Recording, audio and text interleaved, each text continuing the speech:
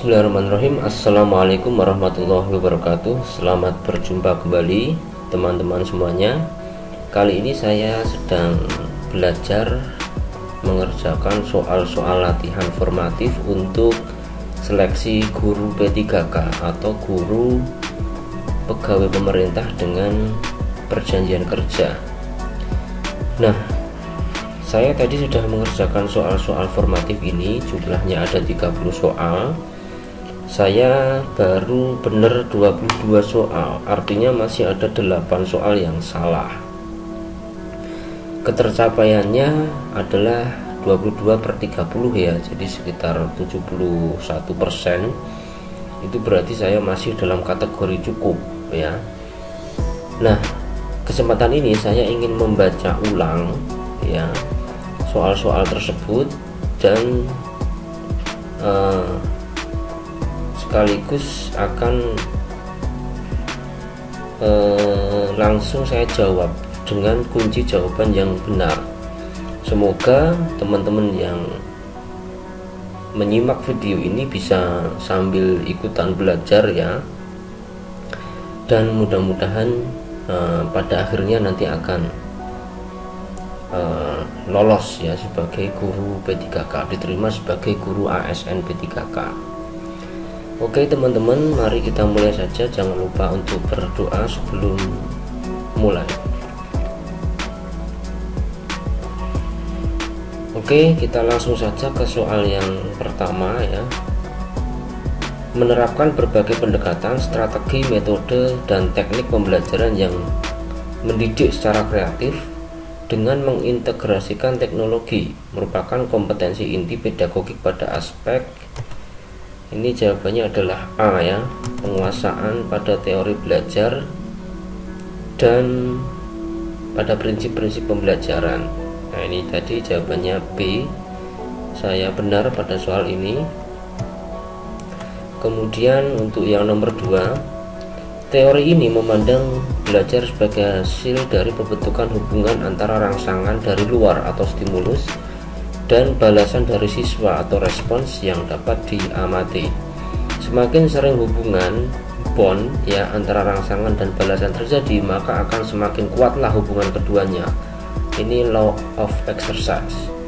Nah, teori belajar yang dimaksud adalah, jawabannya adalah A ya, teori belajar behaviorisme. Cirinya adalah ini ada stimulus dan respons, dan semakin sering hubungan antara rangsangan dan balasan, maka akan semakin kuat hubungan tersebut. Law of exercise tadi ya. Ini saya juga benar pada soal yang nomor 2. Kemudian lanjut untuk soal yang nomor 3. Di dalam proses pembelajaran, para siswa dihadapkan dengan situasi di mana ia bebas untuk mengumpulkan data, membuat dugaan atau hipotesis, mencoba-coba trial and error, mencari dan menemukan keteraturan atau pola, menggeneralisasi atau menyusun rumus beserta bentuk umum, membuktikan benar tidaknya dugaan tersebut. Ya, kemudian hal ini merupakan penerapan teori belajar konstruktivisme. Ya, oke, nomor 3 jawabannya adalah E. Saya tadi juga benar ya jawaban saya. Kemudian untuk yang nomor 4, seorang guru yang mengembangkan tujuan pembelajaran untuk menggambarkan proses dan hasil belajar yang diharapkan dicapai oleh peserta didik sesuai dengan kompetensinya, dimuat dalam RPP atau rencana pelaksanaan pembelajaran. Nomor 4 ini juga saya benar ya. Kemudian yang nomor 5, nah ini tadi saya salah ini. Nomor 5 ini tadi saya salah ya. Dalam mempersiapkan pembelajaran, seorang guru akan selalu bertemu dengan istilah silabus dan RPP. Silabus dan RPP sama-sama sebagai rencana proses pembelajaran, namun ada perbedaan ya. Perbedaannya adalah sebagai berikut. Ini langsung saja saya menuju ke jawaban yang benar ya. Teman-teman bisa coba menduganya terlebih dahulu manakah jawaban yang benar. Apakah A, silabus berisi kompetensi dasar, sedangkan RPP mengarahkan kegiatan belajar untuk mencapai kompetensi dasar tersebut? Yang B, silabus bersumber dari standar isi dan standar lulusan, sedangkan RPP bersumber dari standar kompetensi lulusan. Kemudian yang C, RPP dibuat oleh guru, sedangkan silabus dibuat oleh tim guru. D, RPP dan silabus keduanya disusun oleh setiap satuan pendidikan. Dan yang E, dalam silabus dijelaskan metode, media pembelajaran, sumber belajar, langkah-langkah pembelajaran, evaluasi secara rinci. Jawaban yang tepat yang manakah? Yang tepat adalah yang A. Nah ini ya, yang A. Silabus berisi kompetensi dasar, sedangkan RPP mengarahkan kegiatan belajar untuk mencapai kompetensi dasar tersebut. Ya, ini tadi saya salah di sini. Kemudian untuk yang nomor 6, model pembelajaran yang mempunyai keunggulan antara lain berpikir dan bertindak kreatif, memecahkan masalah yang dihadapi secara realistis, merangsang perkembangan kemajuan berpikir siswa untuk menyelesaikan masalah yang dihadapi dengan tepat, adalah yang C, ya, problem solving.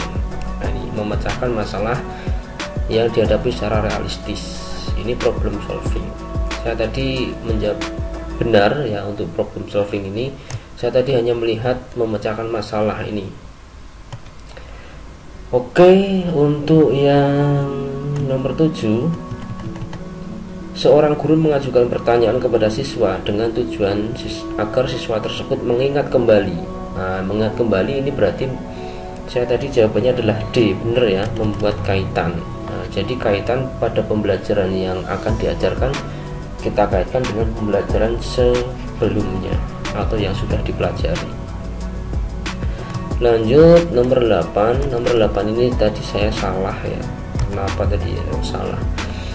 Nomor 8, seorang guru menjumpai kebiasaan belajar yang kurang tepat yang dilakukan oleh salah seorang siswa sehingga kesulitan dalam mengikuti pelajaran. Nah, langkah awal yang tepat untuk mengatasi kesulitan belajar demikian yaitu yang mana? Apakah A, tunjukkan akibat atau dampak kebiasaan belajar yang salah tersebut terhadap prestasi belajar, atau berikan kesempatan kepada siswa untuk mendiskusikan apresiasinya secara rasional, atau C, ciptakan iklim sosial yang sehat antara guru dengan siswa dan antar siswa di dalam kelas, susun aturan dan batasan-batasan dalam proses pembelajaran, atau yang D, berikan kesempatan memperoleh pengalaman yang menyenangkan atau memperoleh sukses dalam belajar meskipun prestasinya minimal. Tadi saya menjawab yang C, ciptakan iklim sosial yang sehat, karena saya pikir ini adalah kebiasaan yang kurang tepatnya. Nah, ini tadi jawabannya ternyata dalam kuncinya itu yang E, berikan kesempatan memperoleh pengalaman yang menyenangkan atau memperoleh sukses dalam belajar meskipun prestasinya minimal. Ya, ini tadi ya, ini sayangnya tidak ada pembahasannya, jadi saya ya ini sesuai kunci aja ya, kunci jawabannya. Kemudian yang nomor 9, faktor yang penting dipertimbangkan oleh seorang guru dalam melaksanakan diskusi pemecahan masalah pada proses pembelajaran adalah yang mana? Ini saya tadi jawabnya adalah B ya, tadi saya benar menjawabnya.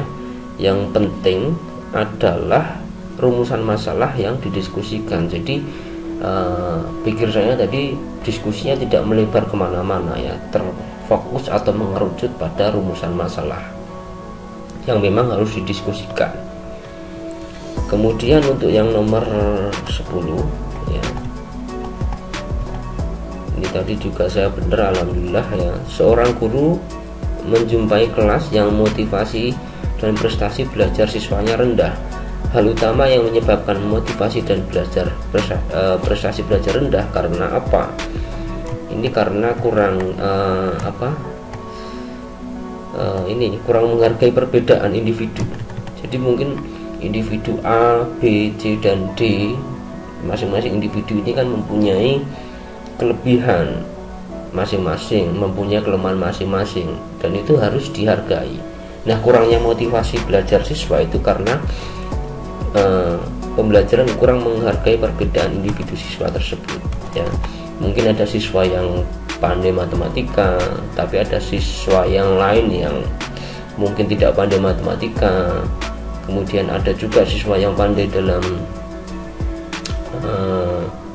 bahasa misalnya ya, tapi siswa yang lain kesulitan bahasa, lebih mudah untuk ilmu-ilmu pasti ya, matematika seperti itu. Nah, ini tadi saya juga benar, jawabannya adalah D. Kemudian yang nomor 11, pada saat mempersiapkan pembelajaran, seorang guru dapat menyusun strategi pembelajaran dan menentukan media yang akan digunakan dalam pembelajaran tersebut. Nah, kemampuan dasar yang harus dimiliki seorang guru terkait dengan keterampilan memilih media pembelajaran yang mana ya. Tadi jawaban saya benar, alhamdulillah, adalah yang C ya. Guru harus memahami dulu karakteristik dari media pembelajaran tersebut. Kemudian lanjut ke nomor 12, seorang guru harus mampu memanfaatkan media pembelajaran dan sumber belajar untuk mencapai tujuan pembelajaran yang utuh. Nah, pernyataan berikut yang benar terkait dengan media pembelajaran yang mana? Apakah A, media pembelajaran yang paling baik adalah berbasis TIK? Ini pasti salah ya, paling baik ini pasti salah. Nah, ini saya tadi pertimbangannya seperti itu. Kemudian semua media dapat digunakan untuk semua kegiatan pembelajaran, ini juga saya pikir salah ya, tidak semua ya. Jadi kegiatan pembelajaran tertentu medianya harus tepat. Nah, ini kemudian semua media pembelajaran sama cara pemanfaatannya, ini juga saya ini kata-kata sama ini yang saya pikir salah ya, bukan itu jawabannya. Kemudian ini jawabannya yang tepat adalah D.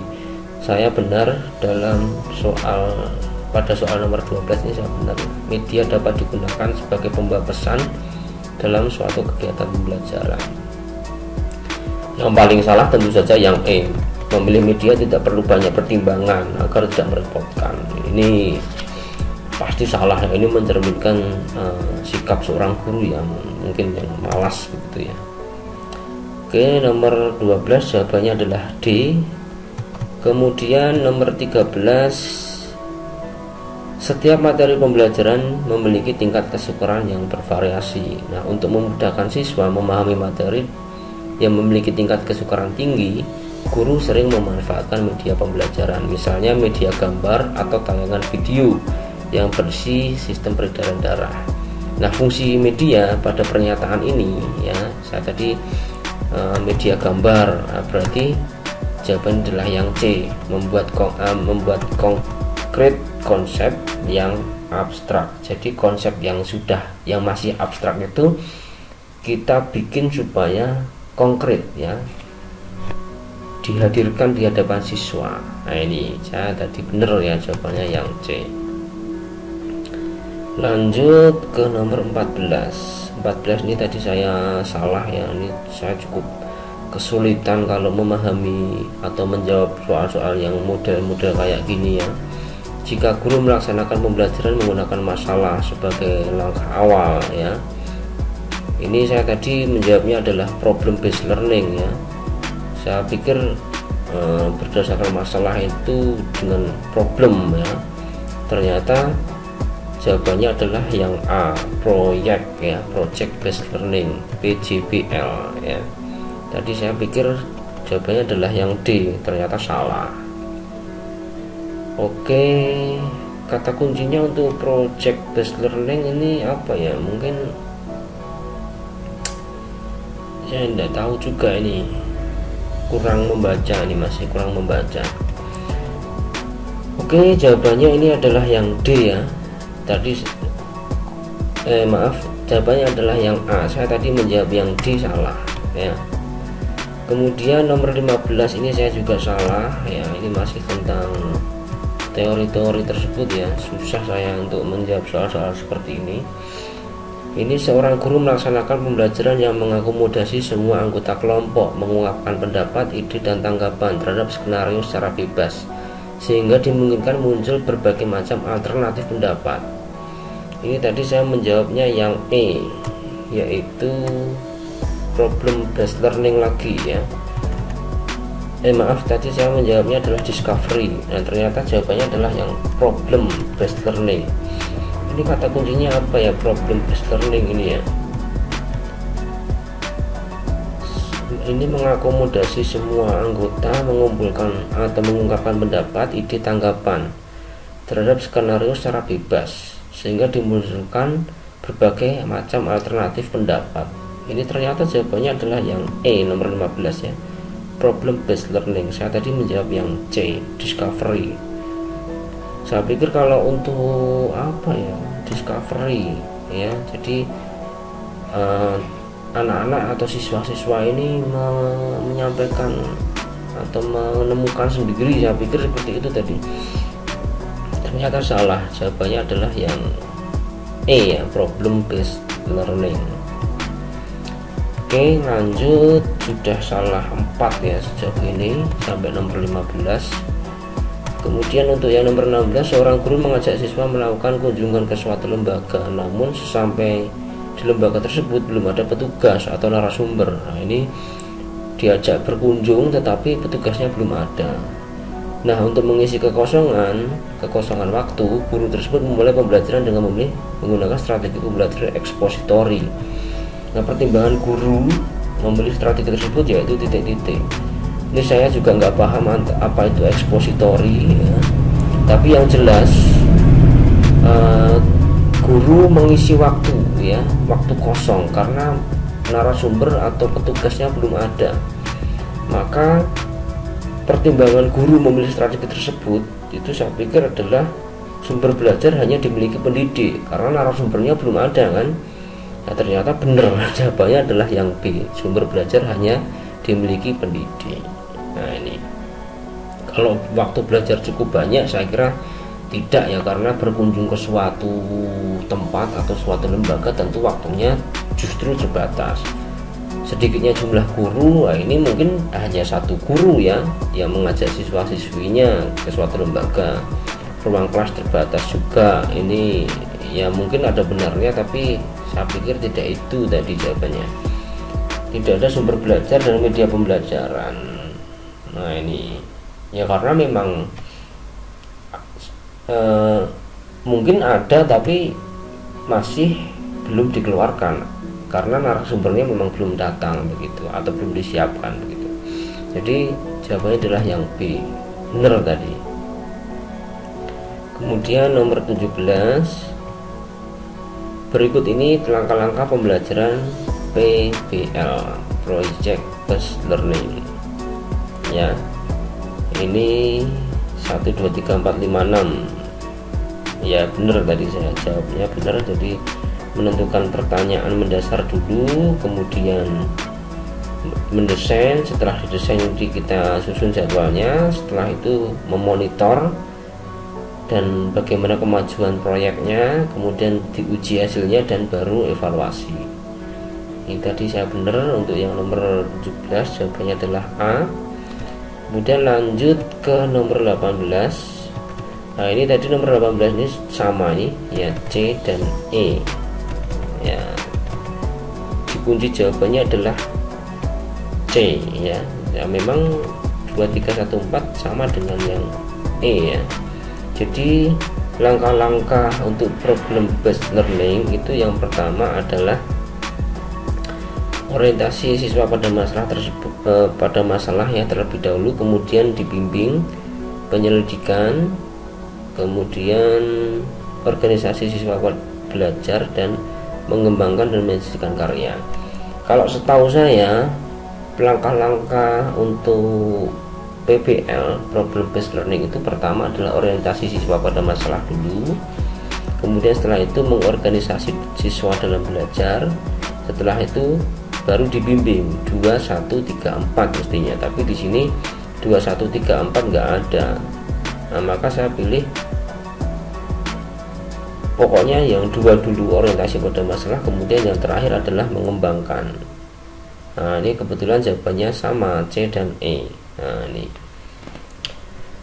lanjut nomor 19, ini saya salah, ini 19 ini saya menjawab E, tapi jawabannya ternyata bukan E. Siswa melakukan kegiatan dengan berpedoman pada langkah-langkah yang telah ditetapkan oleh guru, yaitu mengamati fenomena sosial di sekeliling sekolah dan hasil pengamatan ditulis, disusun menjadi laporan serta didiskusikan bersama guru dan teman sekelas. Pilihan strategi yang digunakan adalah titik-titik. Saya tadi menjawab yang E. Ini adalah project based learning, ya, project based learning. Ternyata salah. Jawabannya yang benar adalah yang A. Jadi siswa berkegiatan, pedomannya itu pada langkah-langkah yang sudah ditetapkan oleh guru, kemudian siswa mengamati fenomena sosial di sekeliling sekolah dan hasil pengamatannya ditulis, disusun jadi laporan, kemudian didiskusikan. Itu ternyata hash discovery, ya. Saya lemah banget pada soal-soal seperti ini, ya. Oke, nomor 20, seorang guru ingin membelajarkan dengan menggunakan strategi pembelajaran kooperatif. Nah, kooperatif ini tadi saya benar, jawabannya adalah yang A, orientasi dulu terus kerja kelompok, setelah itu dikasih kuis. Nah, baru yang terakhir adalah penghargaan kelompok. Benar ya ternyata, alhamdulillah ya. Kemudian nomor 21, kriteria keberhasilan siswa ditentukan dengan ketuntasan minimal atau KKM atau kriteria belajar minimal KBM. KKM atau KBM adalah rata-rata setiap unsur dari kriteria yang ditentukan. Untuk menentukan KKM, nah ini faktor KKM ya. Ini jawabannya adalah yang D. Teman-teman pasti sudah sangat-sangat paham ya. Jadi yang menentukan KKM itu faktor-faktornya adalah kompleksitas indikator ya, kesulitan materinya, kemudian daya dukung dan indeks siswa ya.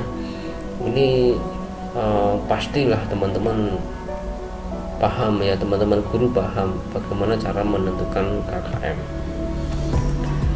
Kemudian nomor 22, seorang guru harus menentukan kriteria ketuntasan minimal atau KKM atau kriteria belajar minimal KBM.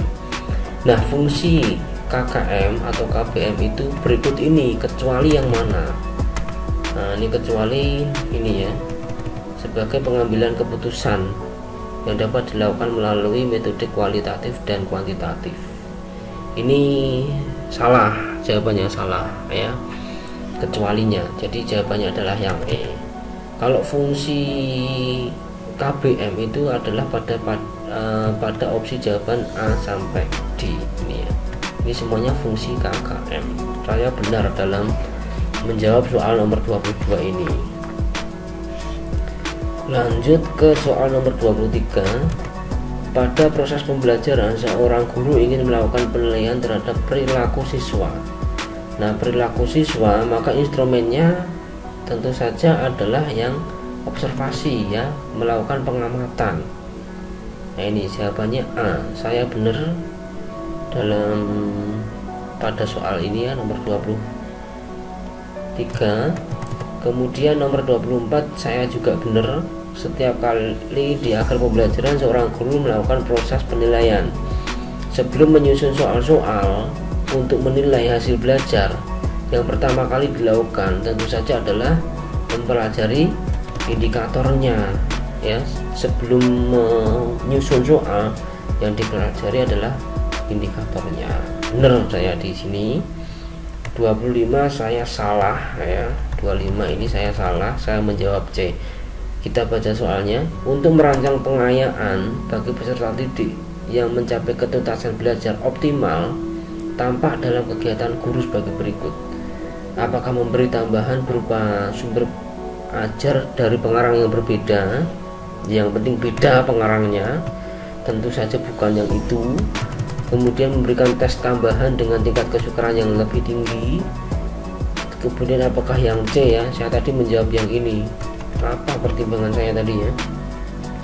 Memberikan tambahan sumber bacaan yang lebih mendalam dan tingkat variasi yang tinggi.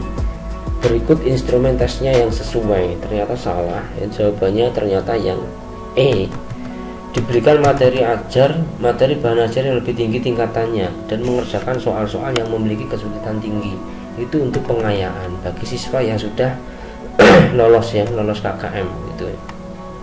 atau mencapai ketuntasan belajar.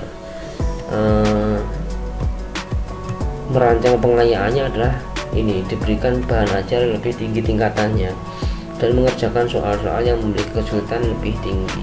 Ternyata itu jawabannya. Nomor 26, dalam kegiatan penilaian otentik banyak model yang dapat digunakan. Pada suatu penilaian, seorang guru meminta siswa mendemonstrasikan. Nah, kalau mendemonstrasikan itu berarti yang kinerja. Ini saya tadi benar juga ya. Lanjut ke 27. Setiap akhir evaluasi dimungkinkan ada siswa berprestasi yang prestasi belajarnya belum memenuhi ketuntasan, guru melakukan remedi.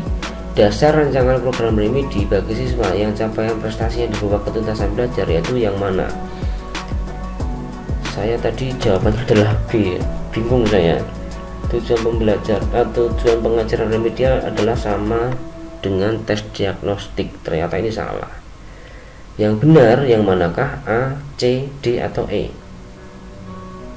Ternyata adalah yang C. Sasaran terpenting pengajaran remedial adalah peningkatan kecerdasan siswa. Ini jadi saya salah menjawabnya.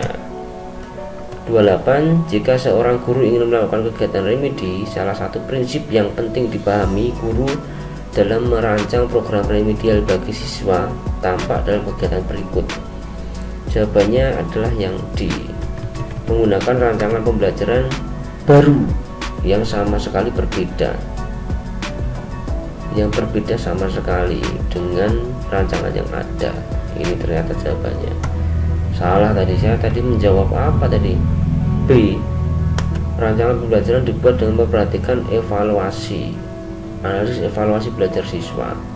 Saya tadi menjawab yang B, ternyata kok salah ya. Jawabannya adalah yang benar adalah yang D. Kemudian 29 dan 30 saya benar ya. Jika seorang guru ingin melakukan penilaian portofolio pada proses pembelajaran, maka penilaian portofolio dapat dilaksanakan dengan cara D ya, mengumpulkan hasil kerja masing-masing siswa yang telah diberikan masukan baik oleh guru maupun rekan siswa. Itu kita kumpulkan dalam satu album sebagai bukti hasil belajar. Ini ternyata portofolio. Jawabannya adalah yang D. Benar nomor 29. Dan yang terakhir, berdasarkan data hasil evaluasi pembelajaran tentang memahami teks anekdot, ternyata hasilnya tidak maksimal. Dari 30 siswa dinyatakan belum tuntas sejumlah 15, sehingga harus mengikuti program remedial. Sedangkan yang dinyatakan tuntas sejumlah 15 orang mengikuti program pengayaan. Nah, kegiatan pengayaan untuk 15 siswa dapat dilakukan oleh guru dengan cara yang A ya, mengadakan pendalaman materi terkait dengan KD yang sudah tuntas tersebut. Jawabannya yang A. Oke, ini ya. Nah, ini di sini tadi. Oh, maaf ini ya, tadi ternyata 90 sampai 100 ini baik sekali. Saya tadi di angka ini cukup ya. Ya, belum terlalu menggembirakan, tapi boleh dong kita berharap mudah-mudahan kita semuanya besok ketika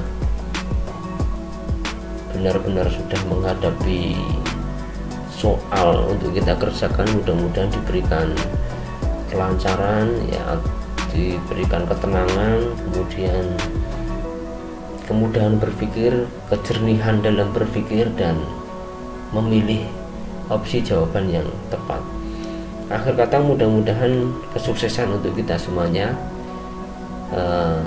Tapi apapun yang akan kita dapatkan nanti, apapun hasilnya, itulah yang terbaik bagi kita semuanya. Jangan lupa berdoa setelah selesai belajar. Assalamualaikum warahmatullahi wabarakatuh. Sampai jumpa.